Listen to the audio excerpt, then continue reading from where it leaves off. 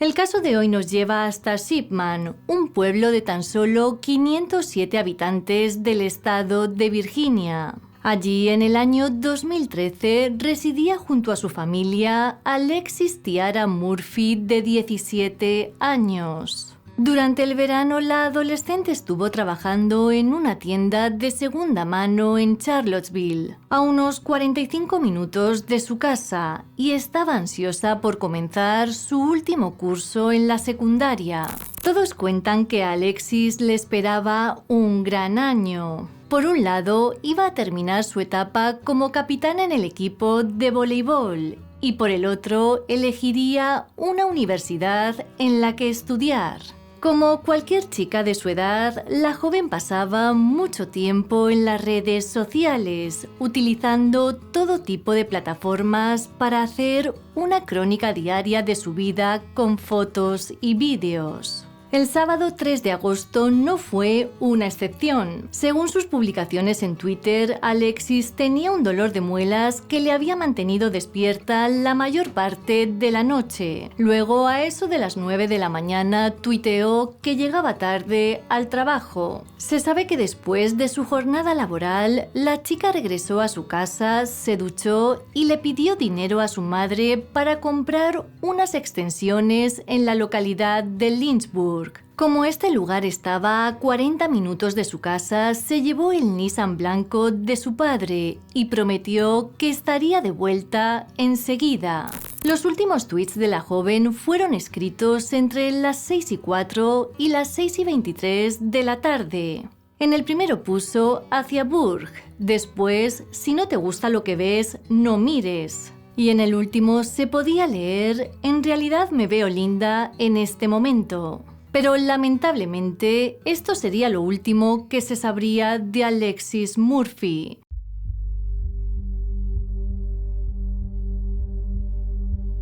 La noche del 3 de agosto de 2013, la familia de Alexis comenzó a preocuparse porque llevaban horas sin tener noticias de ella. Aunque la joven era muy independiente, siempre avisaba si llegaba tarde y ya en ese momento no contestaba las llamadas ni los mensajes de texto. Ante este panorama, el domingo a primera hora, su madre denunció la desaparición a la policía. Inmediatamente los agentes abrieron un expediente y pusieron al mando al detective Billy Mays. Lo primero que hizo Mays fue entrevistar a los miembros de la familia de Alexis y también a otras personas de su círculo más cercano. Con la información que le dieron, rápidamente se dio cuenta de que la chica no era la típica adolescente fugitiva, ya que tenía una familia que la apoyaba y planes para el futuro. Para él estaba claro que no había desaparecido a propósito. El iPhone 4 de Alexis dio más información. Al parecer este se había conectado por última vez a una torre del área de Oak Ridge, a unos 2 kilómetros de su casa y también muy cerca de Lovingston. La oficina del alguacil inició una búsqueda en esta zona, pero Lovingston era una ciudad tan pequeña que los recursos eran limitados y no se podía hacer mucho. Por este motivo, el detective Mays pidió refuerzos a la Policía Estatal de Virginia y al FBI. Gracias a esto, cientos de agentes, incluidos helicópteros y unidades K-9, pudieron extender el área de búsqueda a un radio de 50 kilómetros alrededor de Lovingston. Aún así, no encontraron ni rastro de Alexis o de su iPhone. El 5 de agosto, es decir, 2 días después de la desaparición, la oficina del alguacil pidió durante una rueda de prensa la colaboración ciudadana. Estaban convencidos de que alguien tenía que haber visto a la joven o al Nissan blanco, y el llamamiento surtió efecto, porque un testigo afirmó que la tarde del sábado vio a Alexis en la gasolinera Liberty que estaba en la ruta 29 a la altura del Lovingston. Pero no solo eso, el 6 de agosto otra persona se puso en contacto con los agentes para decir que había visto aparcado el coche de la chica al lado del cine de Charlottesville.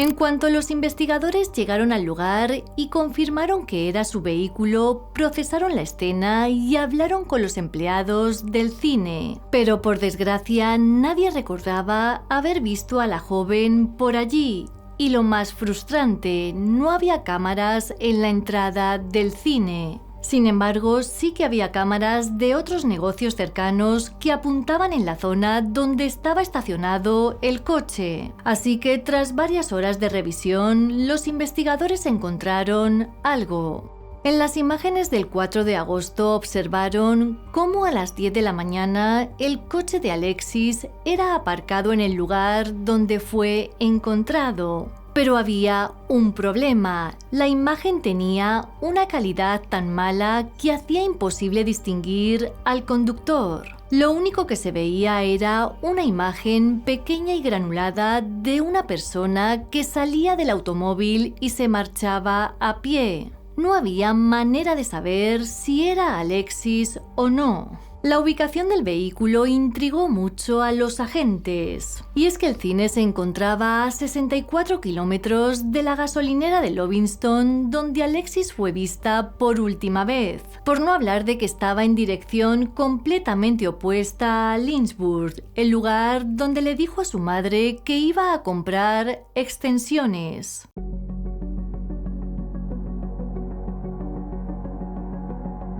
A los pocos días, las autoridades confirmaron que encontraron varios artículos de interés dentro del coche de Alexis, pero no dijeron el qué. Lo que sí revelaron fue que no había sangre ni signos de lucha. Así que tras esto pusieron el foco en la Ruta 29, la carretera donde a la altura de Lovingston estaba la gasolinera. La Ruta 29, que recorre casi toda Virginia de norte a sur, es una de las principales carreteras del estado, con una reputación un tanto oscura. Desde 1996, mujeres jóvenes han desaparecido o han sido asesinadas a lo largo de esta vía. De hecho, a día de hoy, muchos de estos casos están sin resolver.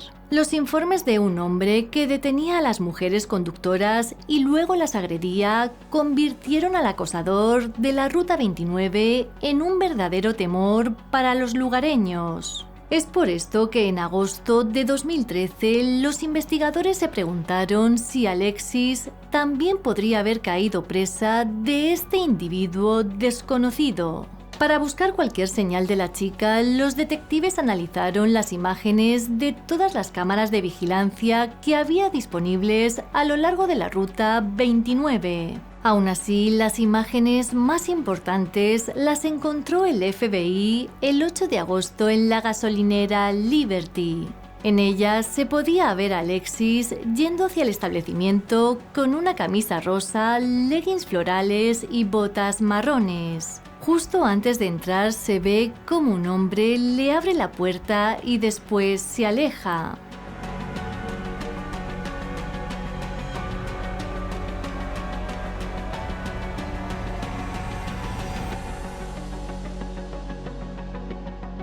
Los investigadores interrogaron a la empleada de la gasolinera con la esperanza de que recordara algunos detalles sobre el hombre, y hay que decir que lo hizo. Según esta persona, el individuo tenía un tatuaje del Pato Lucas en el lado izquierdo de su cuello. A esto añadió que era blanco, de mediana edad y aspecto rudo. Por suerte también recordaba que Alexis y el hombre tuvieron una breve conversación en el aparcamiento y que luego él se alejó en su vehículo blanco. Lo curioso es que minutos después las cámaras grabaron al coche de Alexis saliendo detrás de este hombre por la Ruta 29 dirección Charlottesville. A partir de aquí, la prioridad de los agentes era dar con esta persona, así que mostraron una foto obtenida de las grabaciones de la gasolinera. Y hay que decir que esto fue clave.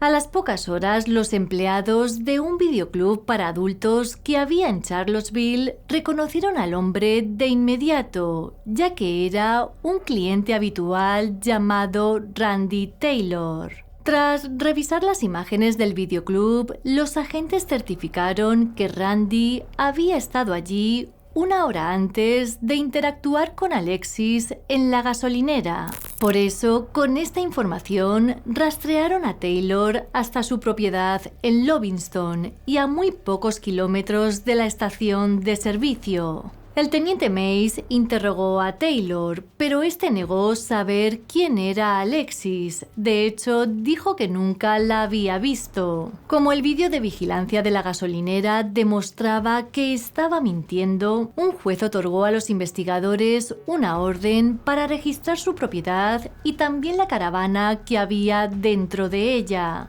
Durante la búsqueda, un equipo forense descubrió varias pistas inquietantes. En la alfombra de su caravana había un largo mechón de cabello negro, un pendiente y una uña arrancada. Pero por si esto fuera poco, a unos metros de la puerta de entrada entre la maleza hallaron un iPhone 4 destrozado. En 48 horas, el laboratorio forense del FBI confirmó que todos esos artículos pertenecían a Alexis Murphy.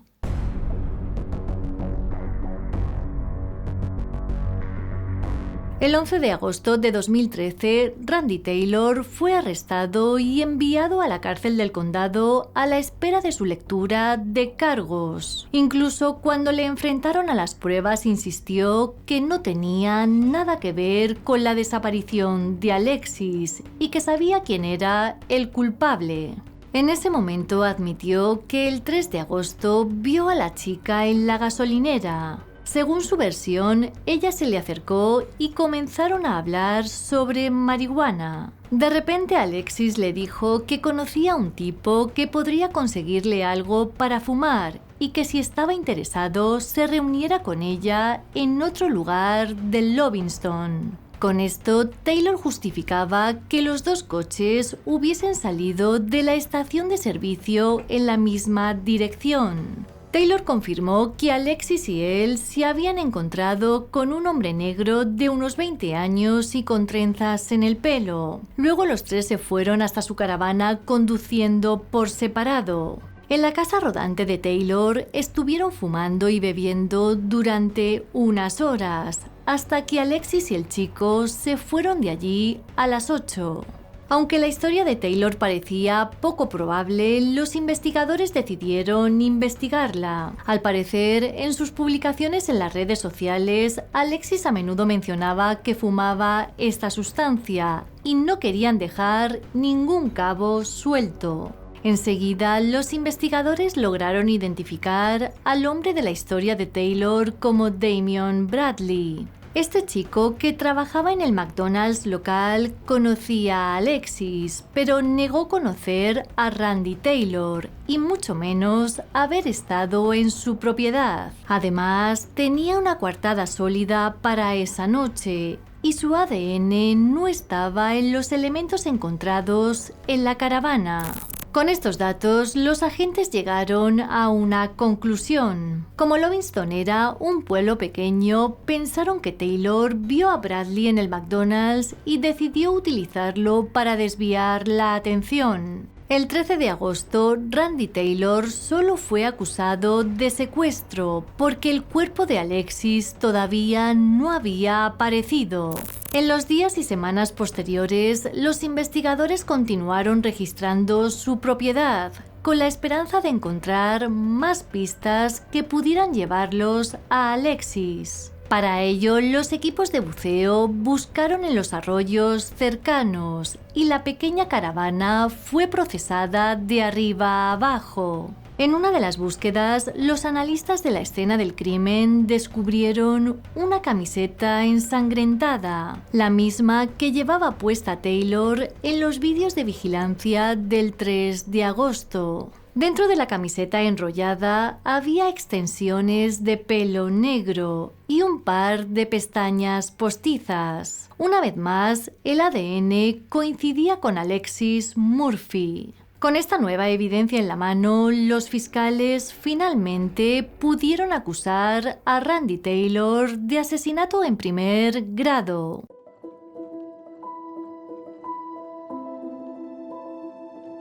El juicio contra Randy Taylor comenzó el 1 de mayo de 2014. Durante todo el tiempo mantuvo su inocencia y repitió la historia de que Alexis había estado en su caravana, pero que se había ido con Damian Bradley. Por su parte, la defensa afirmó que los investigadores habían dejado ADN en la caravana y que no habían investigado adecuadamente a otros sospechosos. Anthony Martin, abogado de la acusación, le dijo al jurado lo siguiente: el mayor problema en su historia, y es una historia, es que ella se fue sola y estaba bien. Entonces, ¿es razonable irse sin su extensión de cabello, su uña, su sangre o su celular?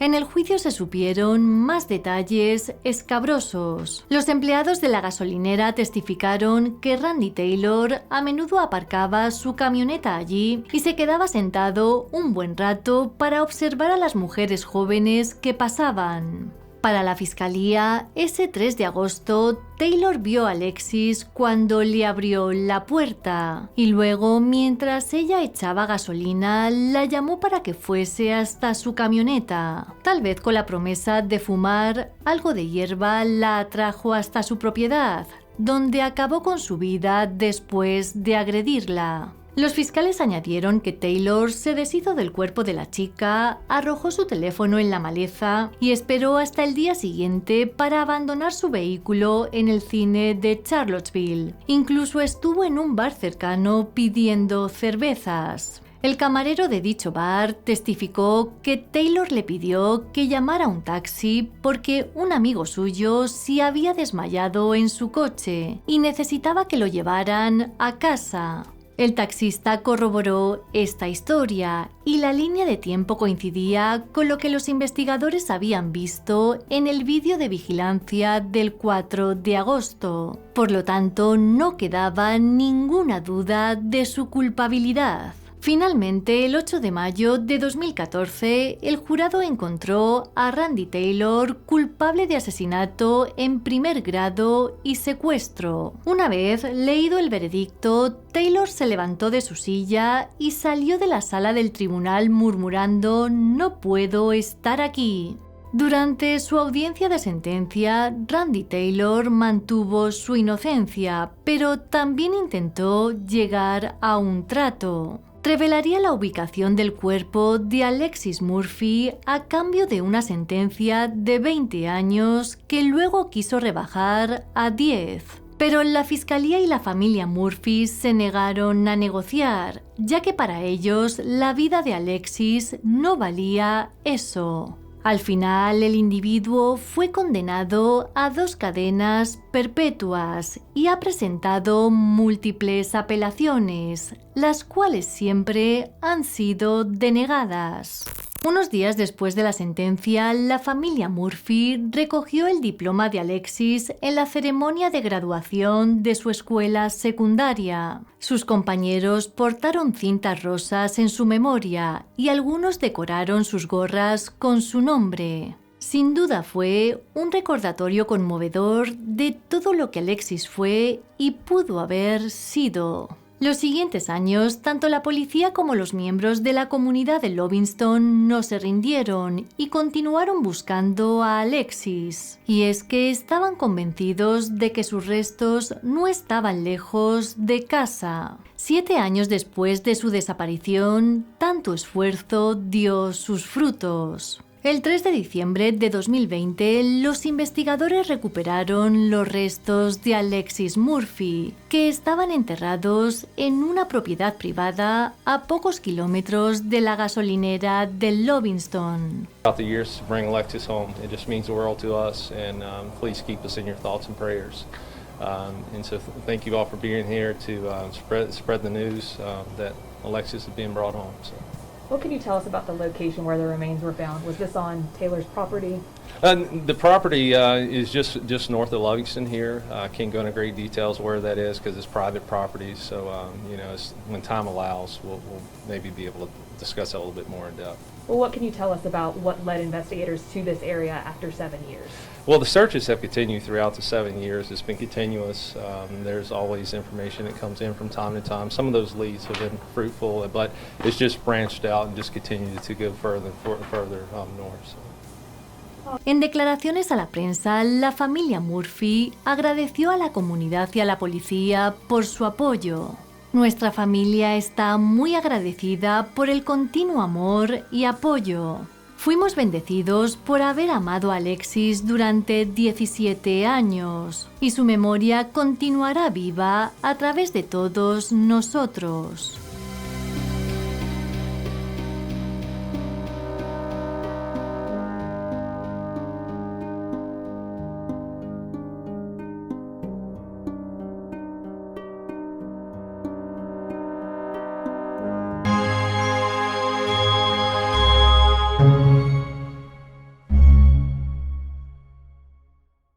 La joven de la imagen era Samantha Ann Clark, nacida el 17 de julio de 1991. Se sabe que Bárbara, su madre, la tuvo con tan solo 16 años, así que cuando dio a luz se fue a vivir con su padre. Este hombre era mucho mayor que ella y al poco tiempo acabaron separándose. Tras la separación, Samantha se quedó con su padre y a la edad de 12 años se mudó al pequeño pueblo de Orange, en Virginia, donde pasaría el resto de la adolescencia con la familia de su madre. En el otoño de 2010, la joven, que ya tenía 19 años, se acababa de graduar en la escuela secundaria y residía en un apartamento de 2 habitaciones con su madre y su hermano Hunter, de 12. La joven tenía un grupo de amigos a los que estaba muy unida y era tan activa en las redes sociales que solía publicar su día a día en Facebook. Por la poca diferencia de edad, Samantha y su madre parecían hermanas. De hecho, a veces salían juntas y cuando discutían, la chica se quedaba con sus amigos, aunque nunca sin perder el contacto telefónico con su progenitora. El viernes 10 de septiembre, Bárbara y Samantha asistieron a un partido de fútbol en la escuela secundaria. Tras esto, fueron hasta la ciudad de Racksville para pasar el rato con unos amigos en The Northside, un restaurante y bar local situado en la ruta 29. Se sabe que durante la noche, madre e hija conversaron con algunas personas que había en el local. Incluso intercambiaron sus números de teléfono con varios chicos.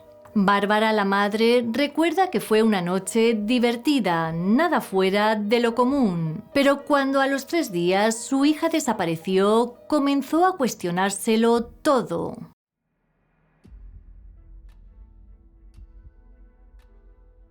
La noche del 13 de septiembre de 2010, Samantha se quedó sola en casa con su hermano, ya que a su madre le tocaba trabajar y no regresaba hasta primera hora de la mañana. Cuando Bárbara llegó a su casa a las 7, vio una escena un tanto inusual. Samantha ya se había ido y su pijama estaba encima de la cama. La mujer pensó que si su hija se había dirigido a algún lugar, tendría que haberlo hecho a pie o haber sido recogida por alguien. Más que nada porque en Orange no había transporte público y ella no tenía carnet de conducir. Sin embargo, la preocupación de Bárbara aumentó con la información que le dio su hijo pequeño. Según Hunter, a eso de la medianoche, Samantha agarró sus llaves, le dijo que se iba y que regresaría a la mañana siguiente sin dar más explicaciones.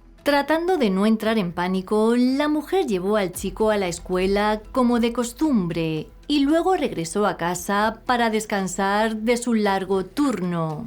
Para tranquilizarse, pensó que todavía era temprano y que si Samantha había pasado la noche en casa de algún amigo, todavía estaría durmiendo. Aún así, no dejaba de darle vueltas a una cosa. Su hija no tenía teléfono móvil, solo uno que compartía con ella y que se había quedado para su turno de noche. Por lo tanto, en caso de emergencia, no tendría ninguna forma de contactar con su familia. Las horas pasaron sin noticias de Samantha, así que por la tarde Bárbara y su hermana condujeron por toda la ciudad para ver si encontraban algún rastro de la chica. Al no tener éxito, la mujer fue a la estación de policía para denunciar la desaparición de su hija. Pero como sucede en muchos de estos casos, los agentes le dijeron que tenía que esperar 48 horas para poder presentar un informe de persona desaparecida. Según los agentes, Samantha era mayor de edad y tenía derecho a irse si quería.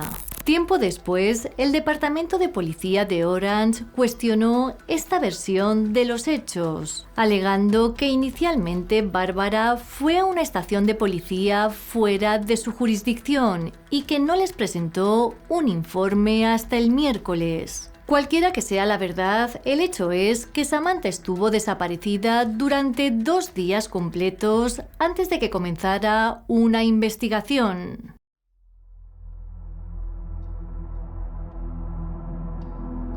Lo primero que hicieron los detectives encargados del caso fue tratar de obtener una imagen completa de los días previos a la desaparición de Samantha. Para ello, le pidieron a Bárbara que les ayudara a armar una cronología de las acciones y comunicaciones de su hija. La mujer les habló del viernes 10, en concreto del momento en el que estuvieron tomando algo en el bar de Northside. Bárbara recordó que charlaron con 2 jóvenes de unos 20 años. Como los investigadores nunca los identificaron públicamente, para mayor claridad me referiré a ellos como hombre número 1 y hombre número 2. Según Bárbara, al hombre número 1 parecía gustarle mucho Samantha y se ofreció a llevarlas a casa. Luego, al parecer, pasó la noche en su apartamento y cuando se fue, Samantha y él estuvieron todo el sábado hablando a través de Facebook.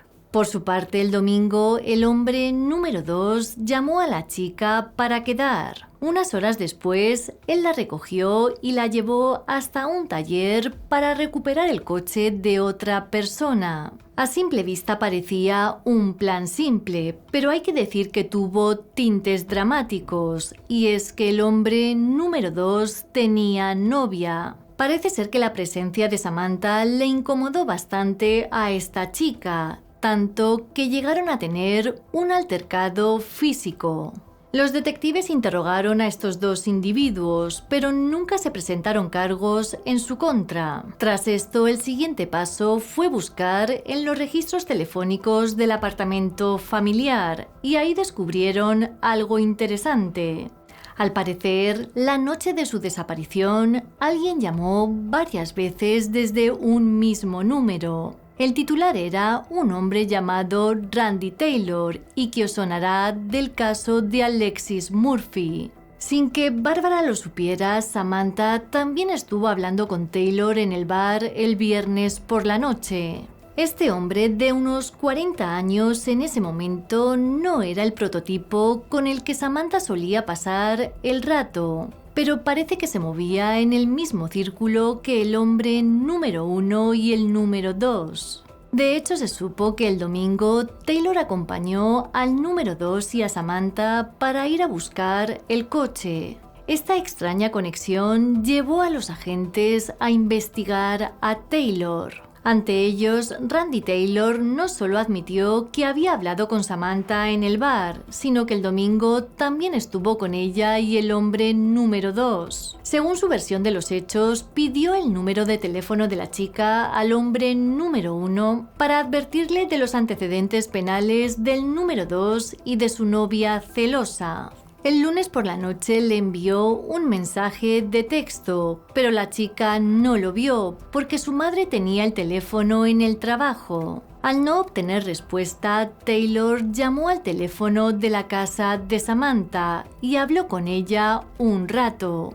A esto añadió que Samantha le dijo que llamara después y colgó. Cuando volvió a llamarla, escuchó la voz de un hombre de fondo y luego ella volvió a colgar. No se sabe si esto es cierto o no, pero lo que sí confirmaron los registros telefónicos era que la noche de la desaparición, Taylor llamó a Samantha 6 veces, algo que sin duda parece excesivo. A partir de aquí la policía puso el foco en Randy Taylor. Su empeño era demostrar que tras varias llamadas, la chica salió de su casa la noche del lunes 13 para encontrarse con él. Como hacía siempre, Taylor negó cualquier implicación en el caso. Incluso afirmó que la noche del lunes estaba cuidando a su hijo pequeño a unos 30 minutos de Orange. Si los detectives obtuvieron una orden de registro para su teléfono, no se menciona en ningún sitio. Solo se sabe que las pruebas en su contra eran circunstanciales y que por eso no pudieron acusarle de nada. Con el paso de los meses, el caso de Samantha perdió fuerza. A Bárbara no solo le preocupaba que la comunidad hubiera perdido interés en encontrar a su hija, sino la falta de cobertura mediática. El año anterior, la estudiante universitaria Morgan Harrington desapareció después de un concierto en Charlottesville y su caso fue cubierto por todos los medios de comunicación. Bárbara no envidiaba la atención de la familia Harrington, pero deseaba que Samantha pudiera tener lo mismo. Aunque la historia de su hija se había desvanecido del ojo público, los investigadores continuaron trabajando activamente en el caso y Randy Taylor seguía siendo el principal sospechoso. Incluso colocaron un dispositivo de rastreo en su vehículo con la esperanza de que les llevara hasta el paradero de la chica. En 2011, Taylor fue detenido por una infracción de tráfico y la policía encontró una pistola en su automóvil. Por este motivo, fue arrestado y acusado de posesión de un arma de fuego. Sin embargo, Taylor encontró el dispositivo de rastreo en su vehículo y demandó al departamento de policía afirmando que habían realizado un seguimiento sin una orden judicial. Finalmente, un juez falló a su favor y se retiraron todos los cargos en su contra.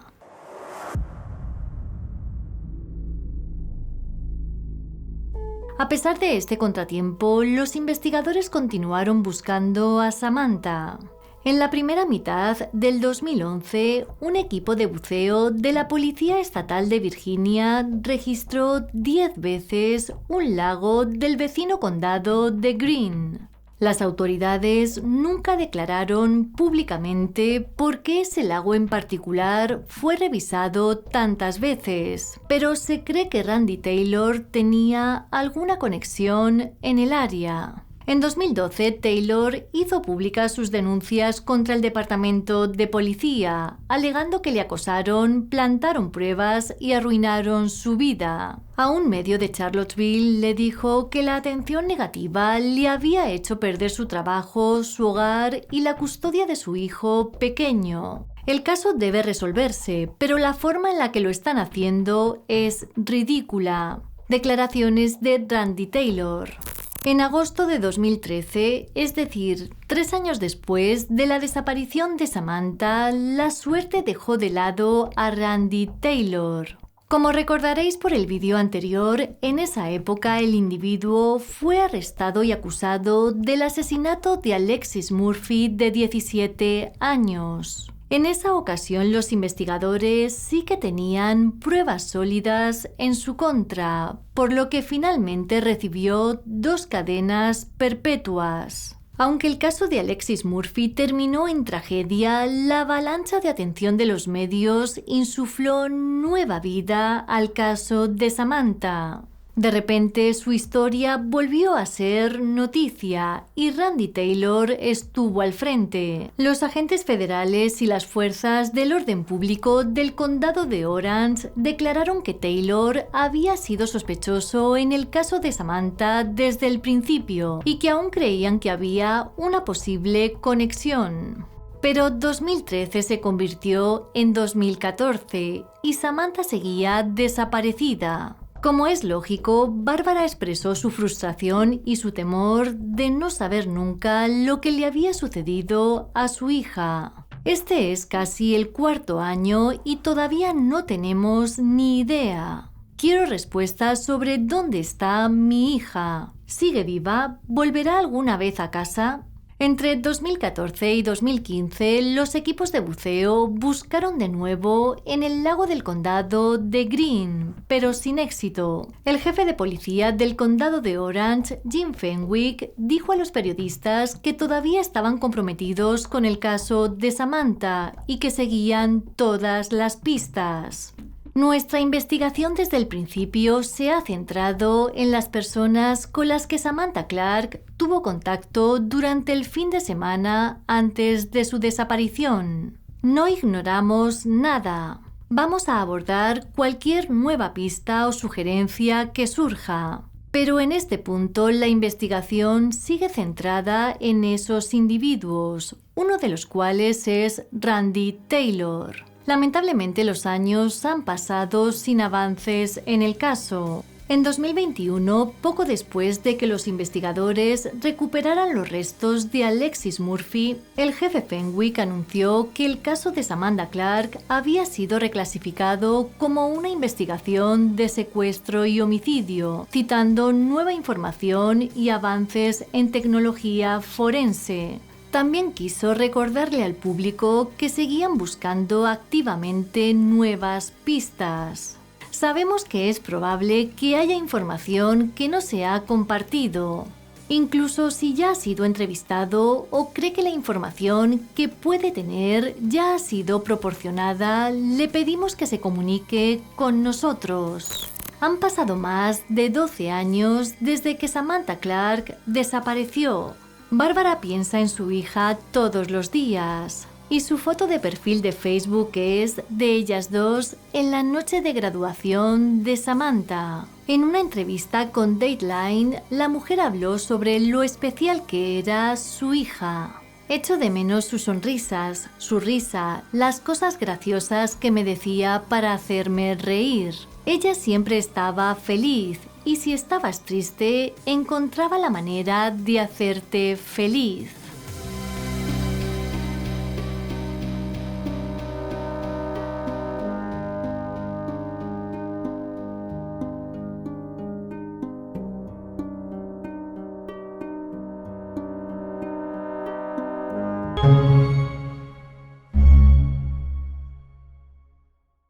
La joven de la imagen era Jaycee Correia, nacida en febrero de 1996 en Praia, la capital de Cabo Verde.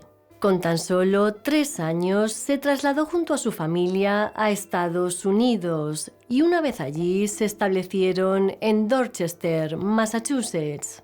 Jaycee creció en una familia numerosa y amorosa llena de tíos y primos que la adoraban. Todos cuentan que era una chica divertida y brillante, a la que le encantaba bailar y la fotografía.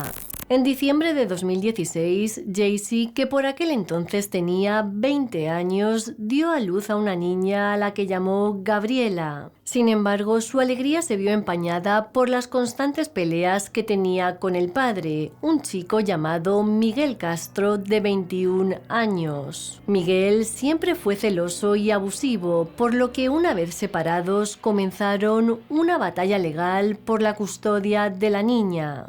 Un año después del nacimiento de Gaby, la situación dio un giro radical. El 28 de enero de 2018, Jaycee envió un mensaje de texto desesperado a la madre de Miguel que decía lo siguiente: «Miguel no me deja salir, no le llames, él acabará conmigo».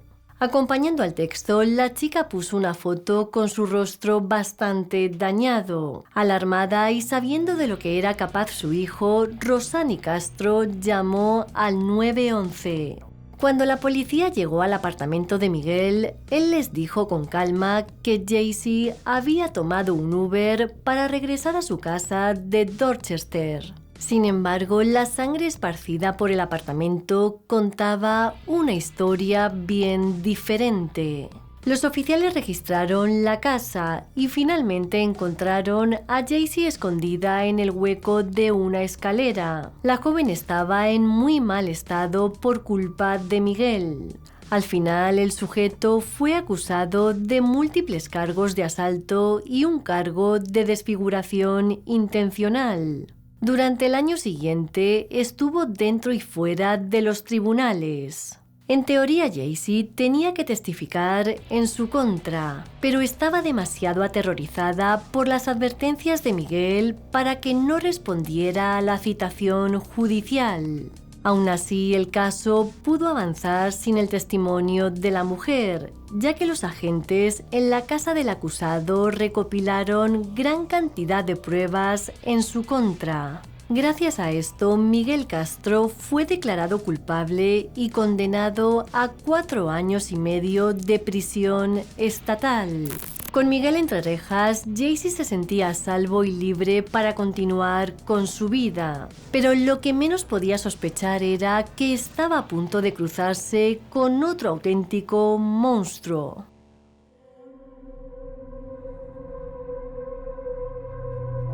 A principios de 2019, las cosas comenzaron a encarrilarse en la vida de Jaycee. Su hija ya tenía 2 años, ella había conseguido un trabajo estable y además tenía una familia y unos amigos que la apoyaban. Como es lógico, por aquel entonces lo que más ilusión le hacía era celebrar su 23 cumpleaños.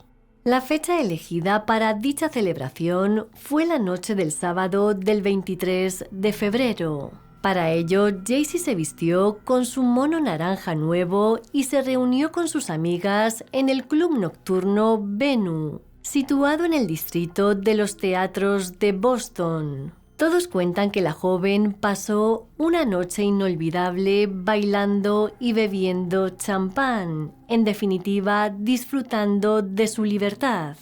A las 2 de la mañana, Jaycee y sus amigas salieron del club. Después de despedirse, se separaron, pero algo le pasó a la joven madre porque nunca llegó a su casa.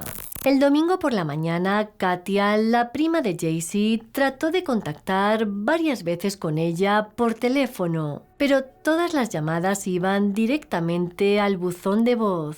Katia no le dio importancia y pensó que la chica se habría quedado sin batería después de una noche de fiesta. El lunes el hermano de Jaycee la llamó varias veces, pero con el mismo resultado que su prima. Y el martes fue Joaquín, el padre, quien llamó para felicitarla por su cumpleaños, también sin éxito. Preocupado, el hombre se puso en contacto con las amigas de su hija y todas le dijeron lo mismo, que no habían visto a la chica desde que salió del club la madrugada del domingo. En ese momento el hombre fue consciente de que nadie había sabido nada de Jaycee en días, así que inmediatamente denunció su desaparición a la policía. Lo primero que hicieron los agentes fue emitir una alerta de persona desaparecida y luego publicar su foto en las noticias locales. Pero sin duda lo más importante para ellos era obtener las imágenes de las cámaras de seguridad del club nocturno en el que había estado la joven con sus amigas. Ya con las imágenes del club y de los negocios cercanos en su poder, los agentes se dedicaron a revisarlas durante horas de manera exhaustiva, más que nada para saber los pasos que dio Jaycee la noche de su desaparición. Tal y como declararon sus amigas, en el vídeo se ve a Jaycee saliendo del club a las 2 de la mañana. En un momento dado, la chica se separa del grupo, camina hacia Tremont Street, habla con algunas personas en la acera y después intenta subirse a un Uber. Sin embargo, el conductor la echa del vehículo. Lo que creen es que actuó así porque la chica iba bastante bebida. En las imágenes, Jaycee parece molesta y mientras golpea la ventanilla del coche se ve cómo un hombre se acerca por detrás. Pero la cosa no queda aquí. este individuo toma a Jaycee de la mano y la aleja del Uber. Ella, quien claramente está intoxicada, le sigue hasta que desaparecen de la vista de la cámara. Según la policía, minutos después, Jaycee vuelve a aparecer en las imágenes junto al hombre, pero esta vez él carga a la chica sobre su hombro, en lo que describieron como una carga de bombero. Luego el vídeo muestra a Jaycee subiéndose al asiento del pasajero de un sedán rojo. Lo curioso es que el automóvil permanece en su espacio de estacionamiento durante aproximadamente 15 minutos antes de irse con el hombre no identificado al volante. Los investigadores inmediatamente comenzaron a buscar al hombre misterioso que fue visto por última vez con Jaycee. En un golpe de suerte, el club nocturno Venue les dio la información exacta que necesitaban. En algún momento del sábado por la noche, el hombre ingresó al club y escaneó su licencia de conducir en la puerta. Gracias a esto, los investigadores supieron que se llamaba Louis D. Coleman III y que tenía 32 años. Además, también obtuvieron su dirección. Su casa estaba en el 95 de Chestnut Street, en Providence, Rhode Island, a unos 80 kilómetros al sur de Boston.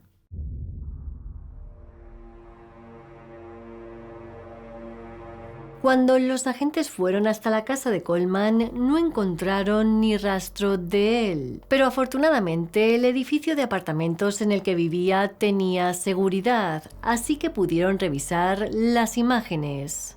En ellas se ve cómo el domingo a las 4:15 de la mañana, Coleman aparca su sedán rojo en la puerta del edificio, entra y minutos después regresa con una manta en la mano.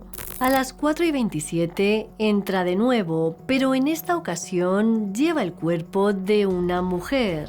Dentro, Coleman deja a la mujer en el suelo y arrastra su cuerpo inerte hasta el ascensor. Su mono naranja brillante es claramente visible y no deja lugar a dudas. Es Jaycee Correia. Durante los siguientes días se ve a Coleman yendo y viniendo de su apartamento, pero no a Jaycee. De hecho, en una ocasión el individuo entró en su casa con varias bolsas de compras, pero enseguida supieron lo que llevaba en ellas. El vídeo de vigilancia de un Walmart de Providence lo captó comprando cinta adhesiva, velas, guantes quirúrgicos, gafas de seguridad, 3 monos protectores, una máscara, un respirador y lejía.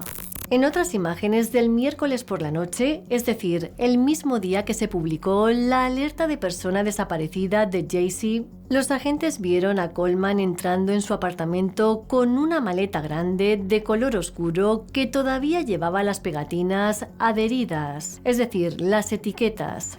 El 28 de febrero se ve cómo sale de su apartamento a la 1:15 de la mañana con la maleta rodando detrás de él.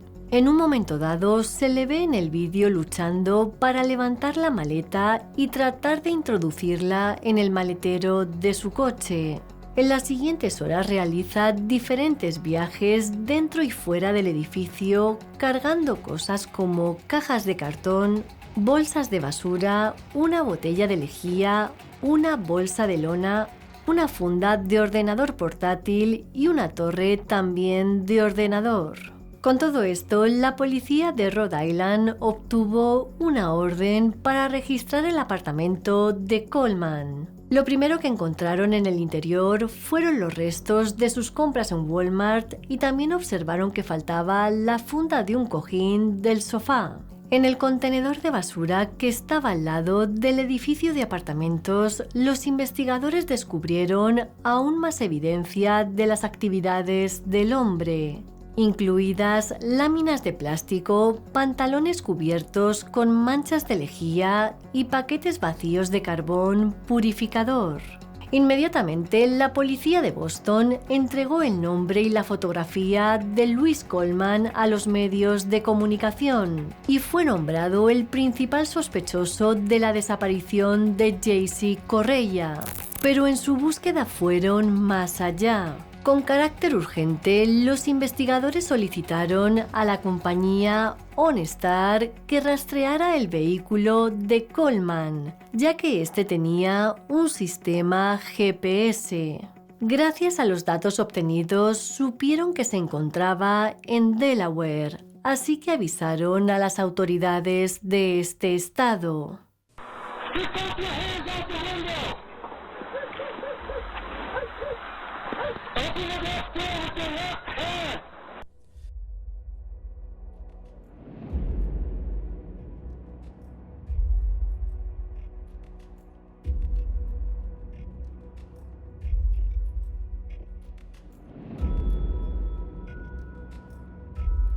A las pocas horas, un oficial de la Policía Estatal de Delaware vio el automóvil de Coleman en la carretera interestatal 95. Tras alertar a su supervisor, le hizo parar el coche. El agente le preguntó a Coleman si había alguien más dentro, a lo que él respondió: «Ella está en el maletero». Y efectivamente, dentro del maletero había una maleta. Al abrirla, en una bolsa de plástico y una funda de cojín, estaba el cuerpo sin vida de Jaycee Correia, la joven madre que estaba a punto de cumplir 23 años. Louis Coleman fue acusado en Rhode Island, Delaware y Massachusetts por múltiples cargos relacionados con la muerte de Jaycee. También fue acusado en un tribunal federal de secuestro interestatal. El individuo renunció a su derecho a una audiencia de extradición, por lo que fue enviado a la cárcel a la espera de juicio. En una conferencia de prensa, la fiscal del distrito del condado de Suffolk, Rachel Rollins, habló brevemente sobre la investigación y centró su declaración en Jaycee. Jassy was not in the wrong place at the right time. She was right where every woman has every right to be, celebrating her birthday on a night out with friends. Let's not fall into a discussion about whether we should walk home alone or how many people we should call when we're leaving the club. If anything, let's remind the men in our lives that violence against women isn't a woman's issue. It's a problem that men take responsibility for in their lives, in their sons' lives, and in the social lives with friends and colleagues. El 9 de marzo, la familia de Jaycee celebró un servicio conmemorativo en el que asistieron familiares, amigos y cientos de personas del público. Y es que todos se sentían conmovidos por la triste historia de Jaycee.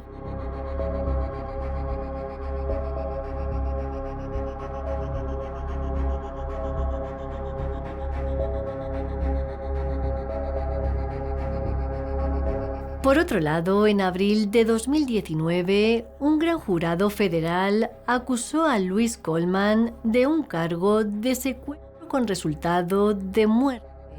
Él, sin dudarlo ni un minuto, se declaró inocente. Se sabe que en los procedimientos previos al juicio, sus abogados argumentaron que la policía había obtenido de manera ilegal los registros de su teléfono móvil y los datos de OnStar. Y no solo eso, cuestionaron si Jaycee había sido retenida en contra de su voluntad. Afortunadamente había cantidad de imágenes que demostraban que Jaycee estaba inconsciente en el momento que Coleman la introdujo en su apartamento. Por lo tanto, mantuvieron todos los cargos, incluido el secuestro.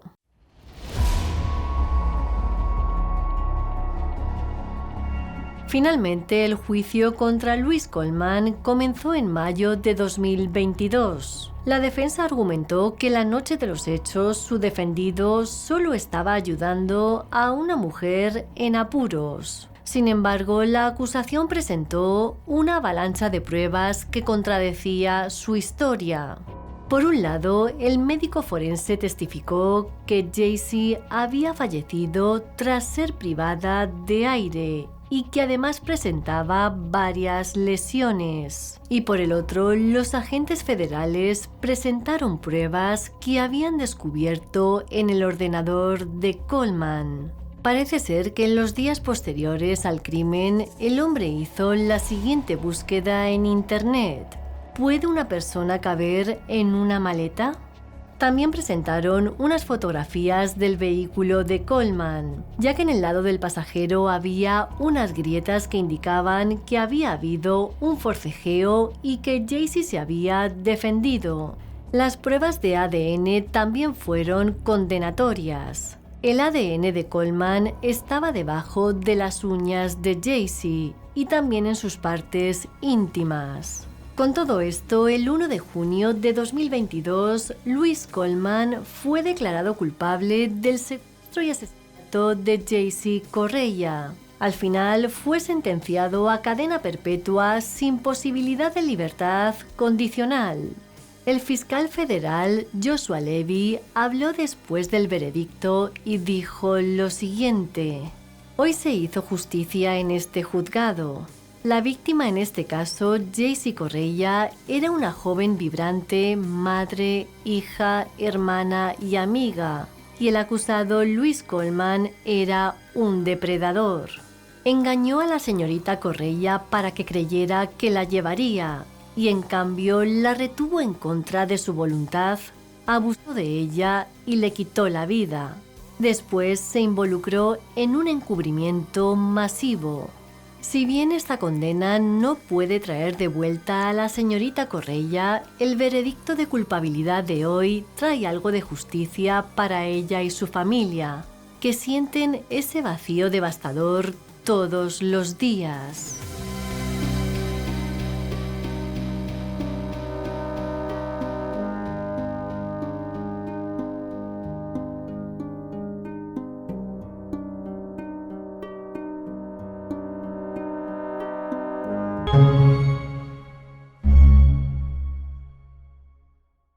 El caso de hoy nos lleva hasta el condado de Gwinnett, Georgia, lugar donde en el año 2022 residía con su familia Susana Morales, de 16 años. Todos cuentan que era una adolescente con múltiples talentos a la que le encantaba cantar, tocar el piano, la guitarra y el ukelele. De ella destacan su dulzura, amabilidad y que siempre estaba ahí cuando la gente a la que quería la necesitaba. En resumen, Susana era una adolescente normal. Por eso, cuando un día de julio desapareció sin dejar ni rastro, su familia tenía claro que no se había escapado.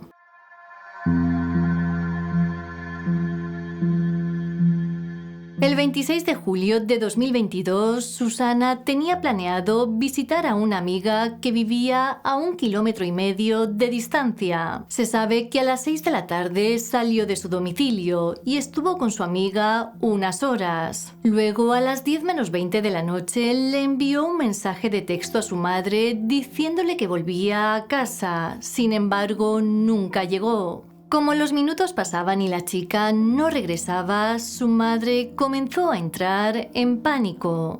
Lo primero que hizo fue llamar y enviar varios mensajes de texto a su hija, pero al ver que no respondía, contactó con sus amigos y su novio. Lamentablemente ellos tampoco sabían nada de la adolescente.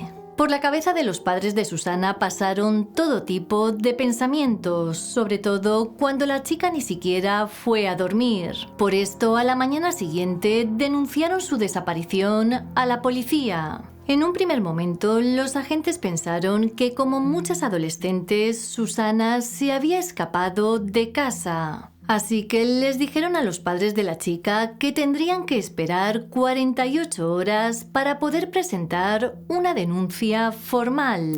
Aún así, había algo que no les cuadraba a los agentes y era el mensaje que envió a su madre diciendo que ya iba a casa. Si en realidad tenía planes para fugarse, ¿por qué le escribió todo esto?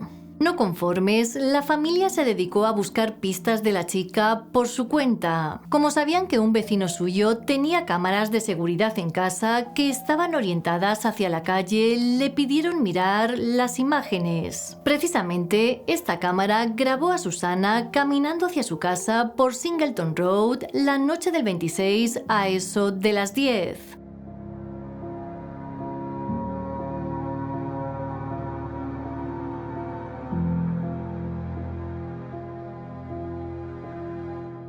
Pero sin duda, algo debió sucederle después, porque según su teléfono móvil, la chica cambió de rumbo. Cuando los agentes se pusieron a investigar la desaparición de Susana, lo primero que hicieron fue revisar los datos de su teléfono móvil.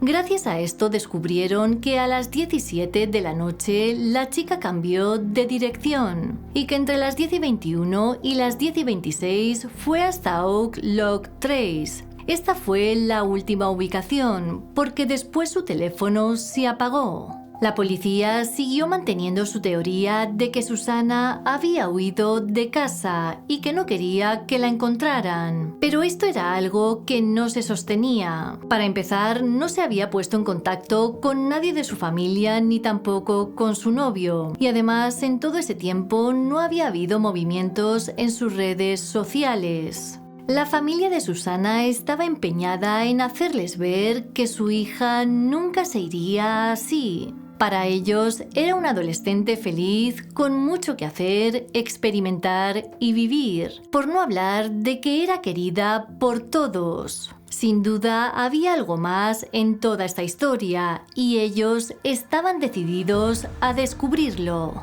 El 29 de agosto, las autoridades hicieron un llamamiento ante los medios de comunicación, más que nada por si alguien tenía alguna pista sobre el paradero de la chica. Hay que decir que esto fue algo que también hizo su propia familia. Pero ellos fueron más allá, para que la gente no olvidara la cara de la joven y la siguieran buscando. Publicaron su foto en las redes sociales, distribuyeron panfletos y participaron en mítines y espectáculos. Te estoy buscando por todas partes, te estoy buscando, mami, solo necesito saber dónde encontrarte. Tiempo después, la familia obtuvo algunas respuestas, pero por desgracia no eran las que esperaban.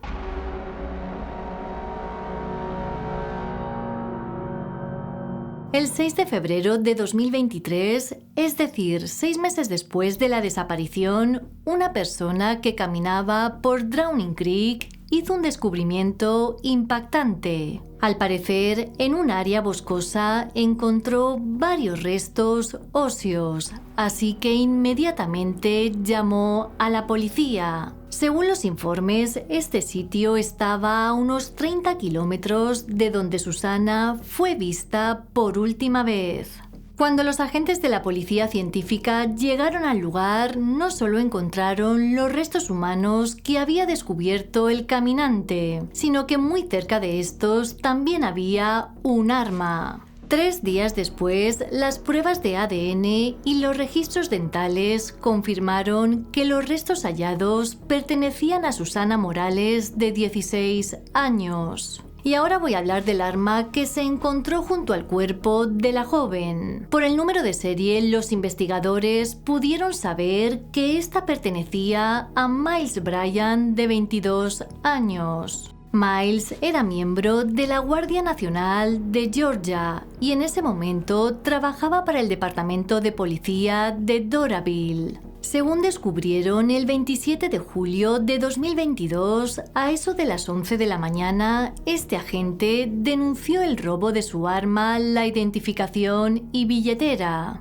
Lo que contó fue que había dejado estos artículos dentro de su vehículo y que como no lo había cerrado bien, un ladrón accedió fácilmente. Lo curioso es que los oficiales que atendieron la denuncia no observaron señales de allanamiento en su coche.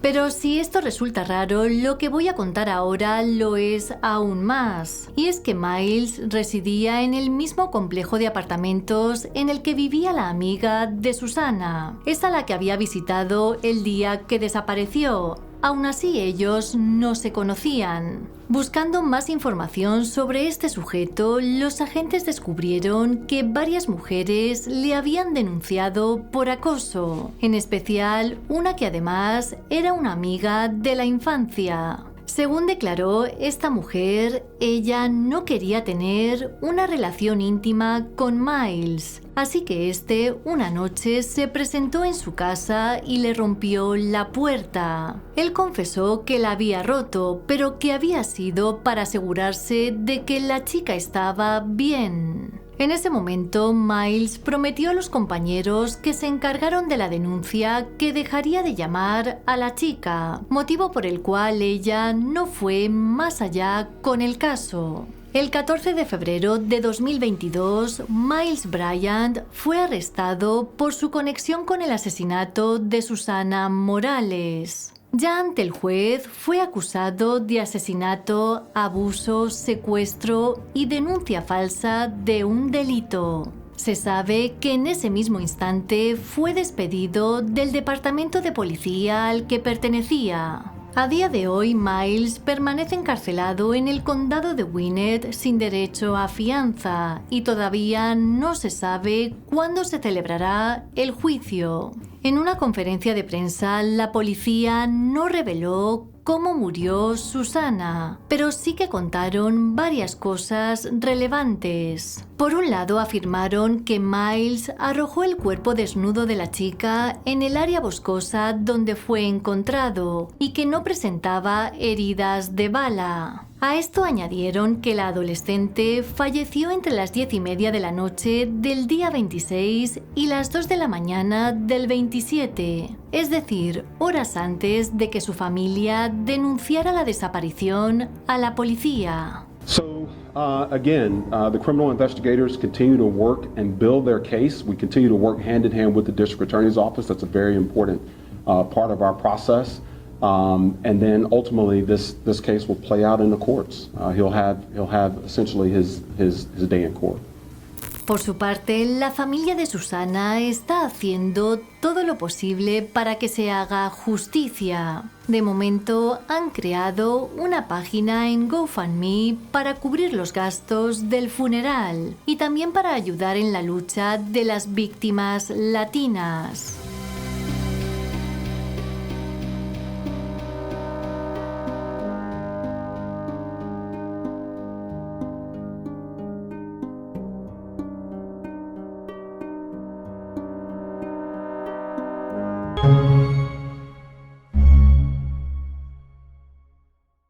La madrugada del 9 de junio de 2016, una patrulla de caminos del estado de California recibió una llamada. Al parecer, alguien había visto un vehículo incendiándose en un huerto cercano al pequeño pueblo de Traver. Cuando los oficiales se presentaron al lugar, encontraron lo que parecía ser un Chevy Malibu gris en llamas, así que inmediatamente avisaron a los bomberos. Tras extinguir el incendio, comprobaron que en el vehículo no había ningún cuerpo y a pesar del estado en el que quedó, los agentes pudieron distinguir el número de la matrícula. Gracias a esto se enteraron de que el coche pertenecía a una mujer llamada Cecilia Bravo Cabrera de Farmville, otro pueblo que estaba a unos 20 kilómetros. Los agentes fueron hasta la casa de Cecilia para informarle de que habían encontrado su vehículo abandonado, pero para su sorpresa, los familiares de la mujer le dijeron que ella no estaba en la casa.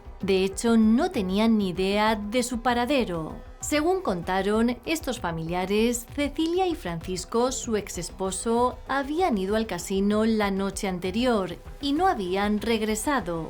Con todo esto, la familia de la mujer llegó a la conclusión de que algo andaba realmente mal, así que denunciaron su desaparición a la policía. Lo que menos podían sospechar era que detrás de lo ocurrido se escondía toda una trama de mentiras que comenzó a fraguarse 10 años antes.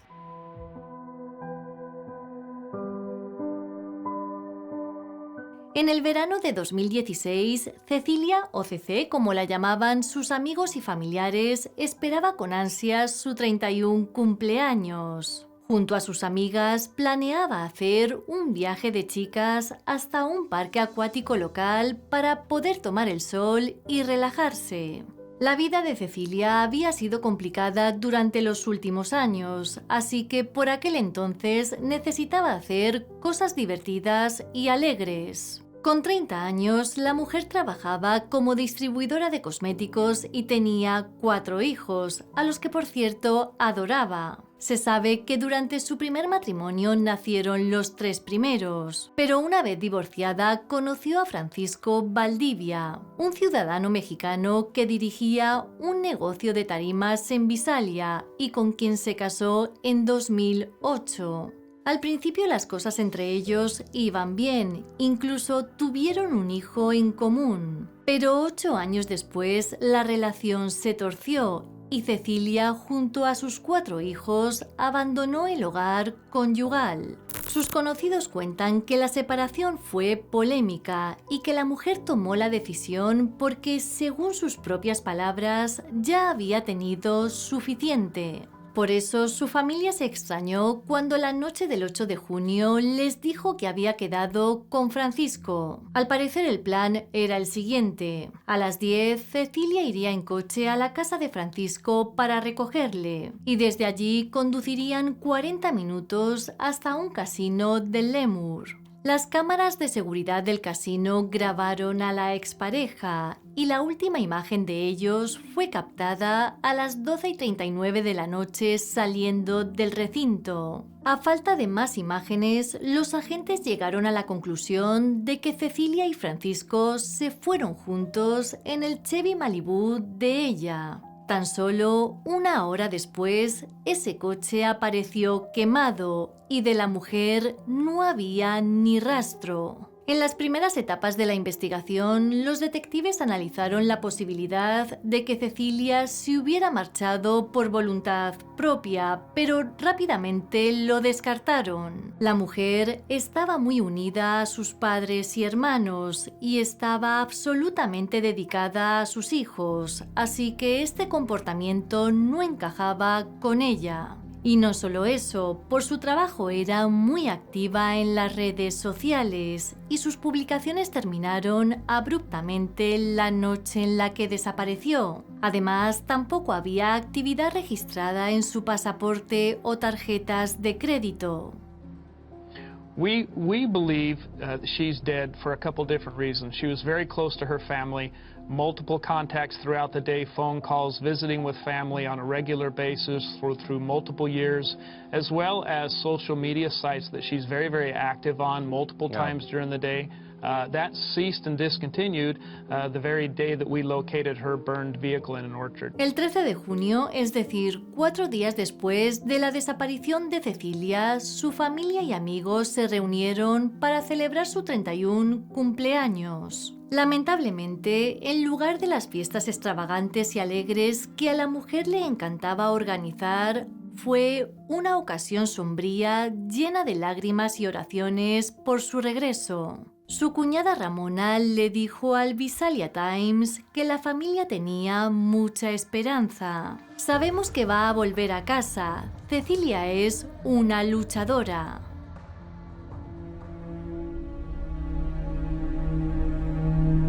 A los pocos días el caso fue trasladado a la Unidad de Delitos Violentos de la Oficina del Sheriff del Condado de Tulare. Allí comenzaron a indagar en la vida de la mujer, especialmente en su relación con Francisco Valdivia. Como él fue el último que vio a Cecilia, inmediatamente se convirtió en una persona de interés en el caso. A finales de junio, los investigadores fueron al lugar de trabajo de Francisco para interrogarlo, pero lo que vieron les dejó sorprendidos. Era obvio que en ese sitio se dedicaban a cultivar marihuana, algo que en ese momento era ilegal en California.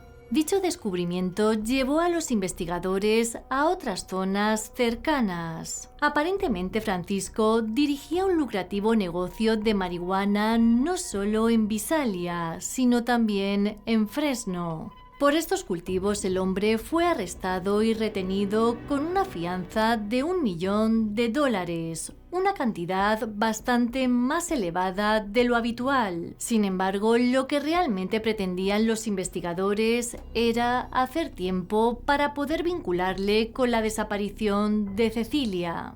Mientras Francisco esperaba en la cárcel su próxima cita en la corte, la familia y los amigos de Cecilia continuaban con la búsqueda. A través de Facebook organizaron búsquedas comunitarias cerca del casino y en el área de Visalia. Además, varios voluntarios caminaron a lo largo de las riberas de los ríos, canales y buscaron en los campos abiertos y huertos. Pero lamentablemente, estos esfuerzos no sirvieron de nada. En un momento dado el caso parecía estancado, pero la familia de Cecilia estaba decidida a mantener la historia a la vista del público.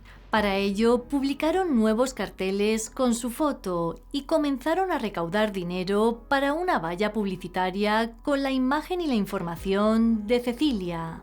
No vamos a renunciar a ella, nos aseguraremos de que regrese a casa. De una forma u otra, ella volverá a casa. Declaraciones de la familia.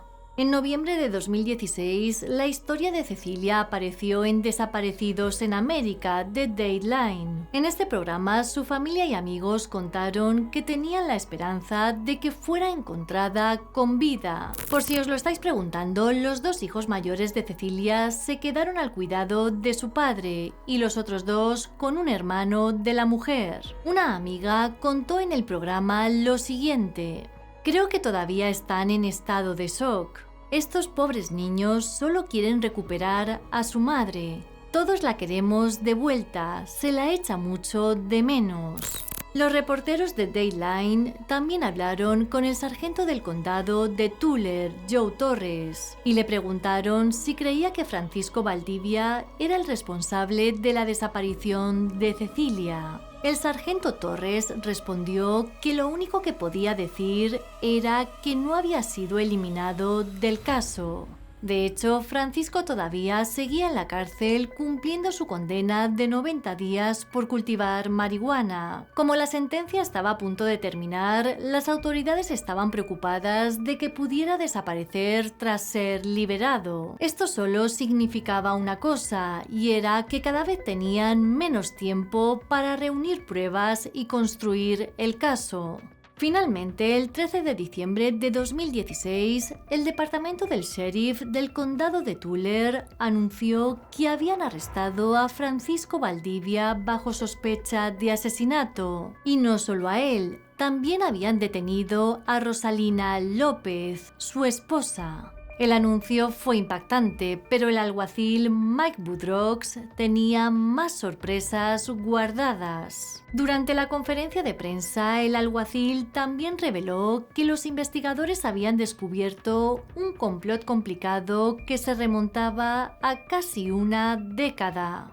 En 2007, mientras vivía en México, Francisco Valdivia se casó con Rosalina López y al poco tiempo la pareja se mudó a los Estados Unidos sin la documentación adecuada. En 2008, Francisco conoció a Cecilia y comenzó una relación con ella mientras seguía casado con Rosalina. El alguacil Boudreaux dijo a los periodistas que los investigadores creían que Francisco se casó con Cecilia para obtener la residencia legal en Estados Unidos. También afirmó que había abundante evidencia de que Francisco y Rosalina habían trabajado juntos para hacer desaparecer a Cecilia. Los agentes estaban convencidos de que después de separarse, Cecilia le pidió el divorcio a Francisco y él pensó que con esto perdería su estatus legal en Estados Unidos. En las semanas previas a su desaparición, Cecilia recibió varias amenazas por teléfono. De hecho, la mujer confesó a sus amigos que quería dejarle para siempre, pero que él no la dejaba ir. Budrox manifestó su confianza en los arrestos y dijo que creía que Francisco y Rosalina eran los responsables de la muerte de Cecilia. Sin embargo, también admitió que su caso estaba basado en gran parte en pruebas circunstanciales. Tenemos mucha información. Sin duda, este es un caso circunstancial. Debemos proteger las pruebas que vamos a presentar a la Fiscalía para un procesamiento exitoso.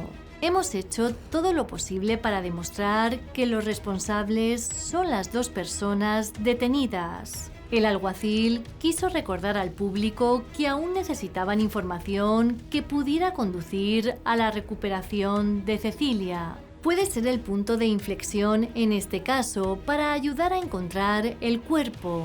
No tenemos ninguna duda de que las personas responsables están bajo custodia, pero nos gustaría mucho que el cuerpo fuese devuelto a la familia, más que nada para que puedan brindar los servicios adecuados. Si había algo que tenían claro era que el mayor obstáculo del caso era el hecho de que no se había encontrado el cuerpo de Cecilia. Aunque obtener una condena sin un cuerpo es posible y sucede, puede resultar una batalla cuesta arriba para los fiscales. Francisco Valdivia y Rosalina López fueron enviados a la cárcel del condado de Tulare y detenidos sin derecho a fianza. En su lectura de cargos, Francisco fue acusado de 2 delitos graves de asesinato e incendio premeditado, y Rosalina fue acusada de un delito grave de ser cómplice de asesinato después del hecho. Ambos se declararon inocentes de todos los cargos.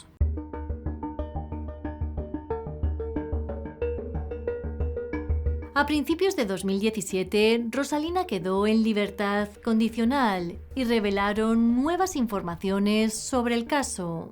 Según varios documentos, la madrugada en la que Cecilia desapareció, Francisco llamó a Rosalina a las 3 de la mañana. Ahí le pidió que le recogiera en un puente de Treiber, alegando que algunos amigos le habían dejado y que necesitaba que le llevaran a casa. A las 4:13, el GPS de su teléfono móvil le situó a menos de 1,5 kilómetros de donde se encontró el coche de Cecilia. Para los investigadores, lo bueno era que esta información sería incuestionable en el juicio. En agosto de 2017, Francisco y Rosalina comparecieron ante el tribunal para una audiencia preliminar. En ella, varios agentes testificaron que aunque estaban siguiendo varias pistas, todavía no tenían ni idea del paradero de Cecilia. El sargento Héctor Rodríguez testificó que había interrogado a Francisco al principio de la investigación y que éste admitió estar involucrado en la desaparición, pero al poco tiempo cambió su versión. Rodríguez añadió que varias personas cercanas a Cecilia habían confirmado que ella planeaba divorciarse de Francisco y que él la había amenazado de muerte.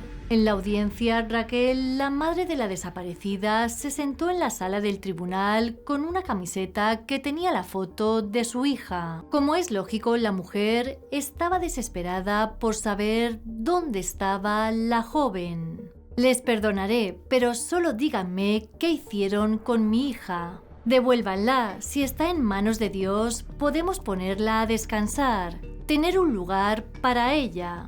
Desafortunadamente, después de eso, el caso avanzó a través del sistema judicial a paso de tortuga. Durante meses, las audiencias previas al juicio se pospusieron una y otra vez. Se sabe que la fecha del juicio se cambió varias veces, según los informes, debido a que la oficina del fiscal del distrito intentó citar a un testigo de fuera del estado, un proceso que es complicado y prolongado. Tras varios retrasos, el juicio se fijó para marzo de 2020, pero de repente la emergencia sanitaria hizo que los tribunales se paralizaran. En diciembre de 2020, Rosalina López finalmente compareció ante los tribunales. Allí se declaró culpable de ser cómplice del hecho y accedió a testificar contra Francisco Valdivia a cambio de libertad condicional. Con esta información, la fecha del juicio de Francisco se fijó para el 15 de febrero de 2023, pero con la cantidad de aplazamientos que ha habido en los últimos 6 años, no está claro si será esa fecha. Es verdad que durante el tiempo transcurrido desde la desaparición de Cecilia, su familia ha lamentado su pérdida, pero también han logrado prosperar. En 2019, Juan, su hijo mayor, se graduó en la escuela secundaria donde participó en el programa Explorer de la oficina del sheriff del condado de Tulare. El alguacil Mike Budrox asistió a la graduación de Juan y lo vitoreó mientras cruzaba el escenario para recibir su diploma. La meta de Juan es convertirse en ayudante del alguacil, algo que estuvo influenciado en gran medida por la desaparición de su madre y el trabajo de las autoridades en la búsqueda de justicia. El chico declaró ante los medios locales que sabía lo que diría su madre al respecto. Sé que estaría orgullosa de mí. Ella diría: hijo, tomaste la mejor decisión.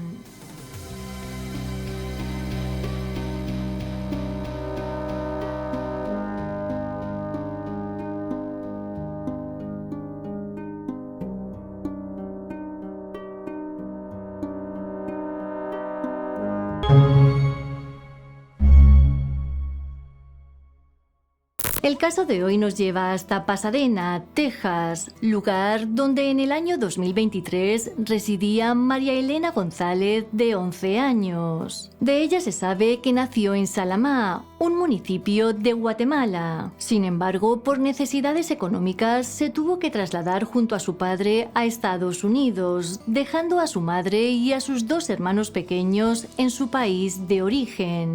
Carmelo, su padre, cuenta que era una niña educada, respetuosa y muy tranquila. A esto añadió que era lo que más quería en el mundo. Como de su biografía no hay apenas datos, voy a pasar directamente al día de los hechos.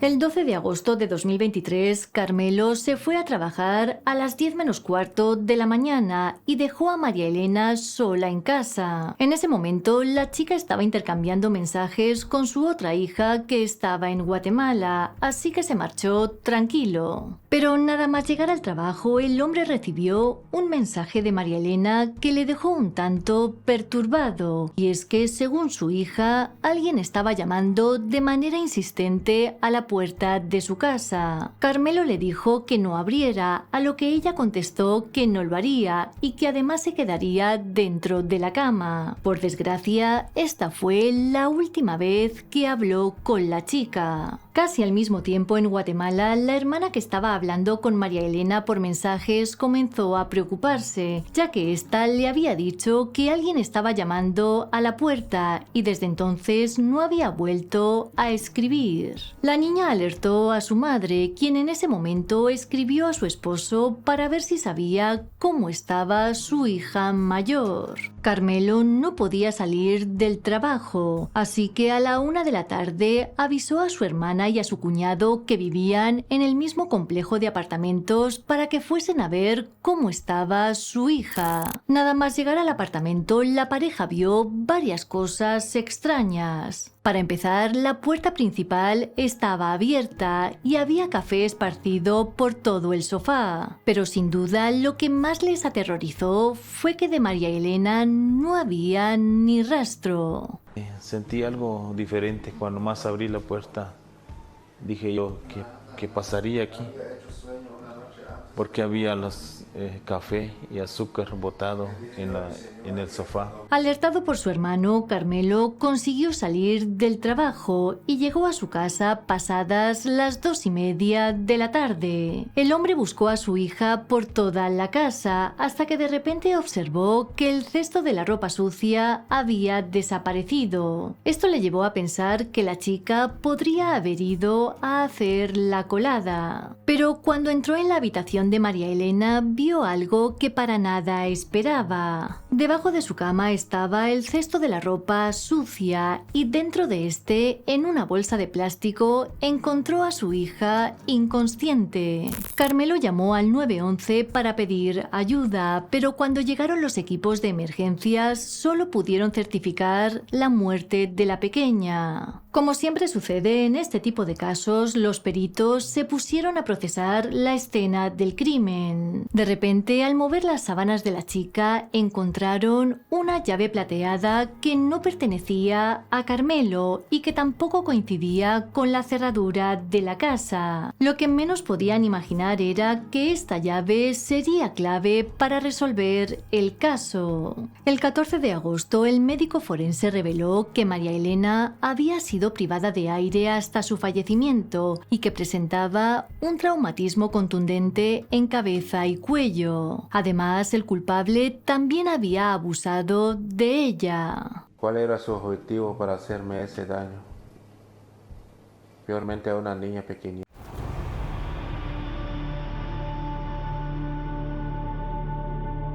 Lo primero que hicieron los agentes encargados del caso fue mirar las cámaras de vigilancia de los apartamentos, cosa que les frustró bastante, ya que éstas no funcionaban. El siguiente paso fue entrevistar a los vecinos, más que nada por si podían aportar algo de información, pero ninguno había visto o escuchado nada sospechoso. Casi al mismo tiempo, la organización sin ánimo de lucro Crime Stoppers ofreció una recompensa de $5,000 para cualquier persona que llevase hasta la detención del culpable. Durante días no hubo información nueva sobre el caso, hasta que el 19 de agosto la policía anunció que habían detenido en Luisiana a un joven de 18 años llamado Juan Carlos Garica Rodríguez como presunto autor del asesinato de María Elena. Este chico había sido vecino de la víctima. De hecho, él vivía en el apartamento 203, mientras que Carmelo y su hija estaban en el 204. Según los informes policiales, poco antes del crimen, padre e hija hablaron sobre Juan Carlos, porque cuando la chica salió a tirar la basura, él había escuchado a un hombre hablando por teléfono cerca de su apartamento. A su regreso, Carmelo preguntó a su hija quién era el hombre que estaba afuera, a lo que ella contestó: el vecino de pelo largo. Los agentes llegaron hasta Juan Carlos porque después de ser entrevistado como el resto de vecinos, huyó, despertando así las sospechas de todos. Debido a esto, los investigadores volvieron a hablar con Álvaro y Emerson, sus compañeros de piso. Los chicos afirmaron que el sujeto estuvo viviendo en esa casa 2 meses y que todo parecía normal, hasta que de repente, después del crimen, les dijo que dejaba el apartamento porque había conseguido un empleo en Luisiana. Como es lógico, antes de su marcha, los compañeros le pidieron la llave, pero Juan Carlos se negó y dijo que se la quedaría. Cuando se fue se pusieron tan nerviosos que cambiaron la cerradura, pero afortunadamente conservaron la anterior. Sabiendo esta información, los agentes pidieron dicha cerradura y al introducir la llave plateada de la escena del crimen, comprobaron que ésta coincidía. Desafortunadamente, en este caso, ha habido mucha información que se ha circulado. La familia ha hablado con los medios y ellos tienen todo su derecho de hablar con los medios de comunicación, pero eso también nos afecta un poco en nuestra investigación, ¿verdad? Entonces, esa información preferimos guardarla hasta que ya salió, ¿verdad? Y ahora que ya salió, vamos a decir, sí, efectivamente, ella se encontró en una bolsa. Los agentes descubrieron que Juan Carlos también era de Guatemala y que en enero de 2023 entró en Estados Unidos a través de la frontera de El Paso, Texas. En ese momento fue detenido, pero tras comprobar que tenía un sponsor, le dejaron en libertad. Con toda esta información, la oficina del fiscal del distrito del condado de Harris emitió una orden de arresto junto a una fotografía del chico. Al final, el 19 de agosto, fue el propio Juan Carlos quien se presentó en una comisaría de Luisiana para hablar con la policía. El chico negó cualquier tipo de implicación en la muerte de María Elena y contó que en el momento de los hechos estuvo con unos amigos que por cierto negaron su coartada.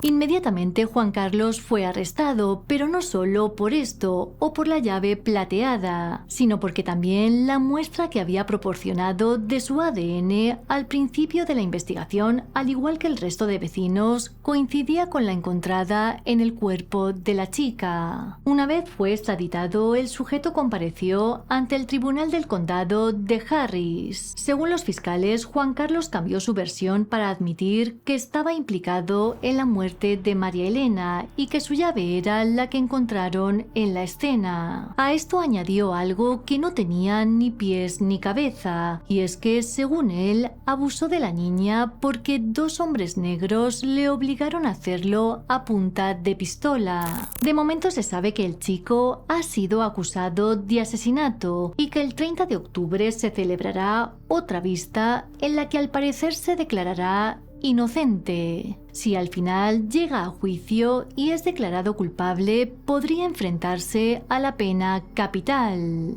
Según varios medios, su abogado solicitó una fianza y la jueza la rechazó, por lo que a día de hoy Juan Carlos permanece detenido en una prisión de Houston. Por su parte, Ana Elizabeth, madre de la víctima, se lamentó entre lágrimas de lo ocurrido y aclaró que si la niña se fue a Estados Unidos con su padre fue por pura necesidad. A esto añadió que ella sufre desnutrición por la pobreza extrema que vive en su país. La vida aquí está dura.